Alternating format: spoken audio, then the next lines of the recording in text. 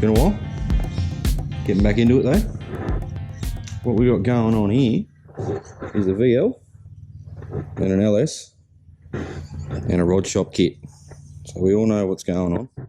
I'm just going to give you a bit of a detailed description on how to do it and what to do. They do give you good instructions with pictures, but I thought a video would be easier. Alright, so they give you longer dowels, so you've got to go ahead and knock the original LS dowels out and put your longer dowels in, which lets your plate bolt on. This is for your left-hand starter for a Turbo 400. So it lets your plate bolt on, and then you've still got dowel for your gearbox to locate on. They give you an adapter for your crank, which is this piece here. Taps into the end of your crank for your converter to run in. Obviously we're spacing everything out so that we can get the starter motor there, as a starter motor is usually there on a generic LS in one of our Australian cars. And they give you this flex plate, which is obviously, it looks like a good bit of kit. It is pretty thick, pretty sturdy thing. They give you spacers for if you have a converter out of a Turbo 400 that's not made to suit this application. They give you these and bolts and nuts to do it that way. Genuine GM flywheel bolts, other nuts and bolts. We're doing Turbo 400 like I said, so we got a mount, we got engine mounts, and the starter, relocation starter, and all your fasteners and that. We just got the street kit for this one, just because it's just a street car. It's only going to do a few burnouts, whatever. So we got the smaller headers. Nice bit of gear, TIG welded. You know, they're press bent, but whatever. Not too much of an issue for what we're doing. New gaskets, they give you a belt. And power steering delete, we're going to run an Astra pump in this. So, with your power steering delete, which quite basically, I'll try and do this, bolts onto your head as such. And runs your belt. We're going to have problems with the belt on this one because it's got an underdrive on it. This motor's got a set of 243 heads, decent stick in it, a few other bits and bobs going on. And yeah, like I said, underdrive kit, so we're going to have to do that and then measure a belt. No aircon obviously, as it's not going to be a family car. But yeah, been out of action for a while there, had a few floods, had a few things going on, so, but now we'll focus on this, get it done. Cordie's off getting wired, so we'll put some videos up of the Cordie. But while the Cordie's out of that shed space and I've got a couple of free hoists and whatever, I'm going to get stuck into the VL and hopefully get it knocked out, and then once I pick mine up from wiring, it can go over to get wired, and then from there come back, build an exhaust, fit it to tail shaft, do some burnouts, go to power cruise. So yeah. Alright, I'm going to set this up and video some of the kit getting put on now. Alright, so I've gone ahead and bolted it all on. Couldn't set the camera up, but anyway.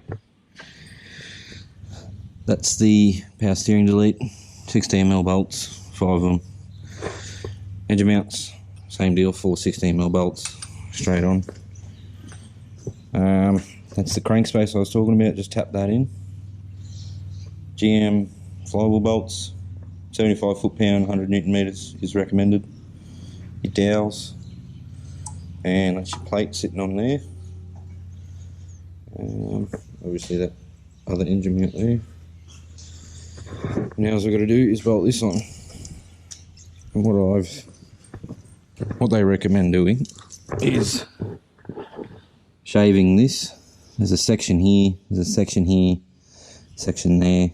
But they say not all of them need it. This one didn't need it, but I had a fucking whizzer pad there and I just cleaned it up anyway. That gasket sticks out a lot, so I cleaned it up anyway just to make sure. Even up there. Pretty piss poor little bolts hold this in, but they give you this little bracket here that bolts to the block just to strengthen it up. I had one of my mates the other week have these actually snap out on his, so bit of a design flaw, but we'll get around it. So I'm going to go ahead and bolt this on and I'll show you how that looks. Alrighty, so what I've done is I've torqued this plate down with some spacers just so that it's flush, and that's how it should look. These two little epoxy screws, I don't know if that should come through, but we can cut him off later. The other one come through a little bit and I just shaved him down, and then they give you that epoxy little bracket. That's pretty much it. I don't know if we can get pipes on before it goes in the car or not. Probably not. But now we're going to sit that in the car and put some pipes on it. Go from there. Alrighty, welcome back again. Back on the VL again today. Washed it down, gave it a quick body deadened it all because it was fucking terrible looking, and a quick gloss black in some areas because it was all coming through with the other colour of the car. Just fucking roughly, nothing special. Took all the aircon out, shifter, everything that's not needed, power steering, all that stuff's all out of the car now, ready to be made. Just got to get the aircon pump off that, or the aircon system off that, and then I'm going to go sitting that in today and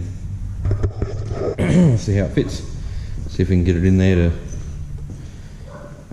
start doing, maybe see how the pipes going in, how they fit, and then yeah, we'll get a gearbox. I've got a gearbox coming. Get a gearbox up to it, measure a tail shaft, got a converter on order. Need to work out what we're doing with a shifter. Might just get a ratchet, get a ratchet shifter and try and make it fit in the stock VL console. Something cool like that. But yeah, we'll get this motor sitting in there and we'll see how we go today. Yeah, bonus, that big hole in the bonnet there means I didn't have to take the fucker off. Fucking cheering. It's going to sit in there nicely. Alright, so I've set that up to level the engine a bit.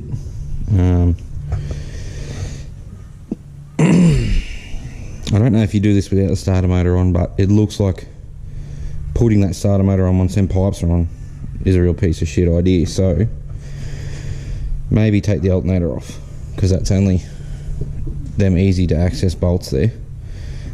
Take your plugs out, but it's at this height that you want to set that pipe in, because there's no chance of getting it in anywhere after, and putting it in before, you're going to be holding that while you're letting that down. It's going to be a real dog to do by yourself. And the other side, not sure yet, haven't got that far. I'm going to put it down with this pipe in, have a look, see, because the other set of pipes is a 3-piece slip joint. So I'm going to get this down and then I'm going to see what we have to do with the other side.